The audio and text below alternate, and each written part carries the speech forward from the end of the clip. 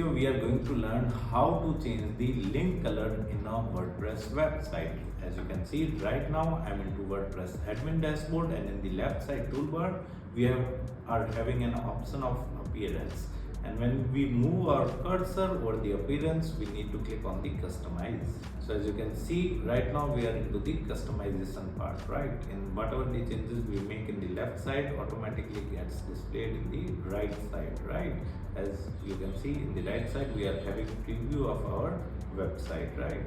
So in the left side you need to go to the color section, right, in the left side toolbar, and then scroll down, and here you will find the link color, right? You can open general settings, and here the link color on hover, content link color, right? Select color, okay, adding link color on hover, and as you can see the color of links have been changed, right?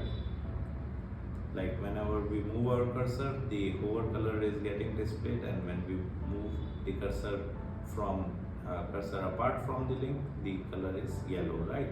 So this is how you can simply add the color to your link in your WordPress website. Apart from that, if you want to learn more about WordPress, I have mentioned my blog link in video description. You can simply visit my blog and read articles related to WordPress.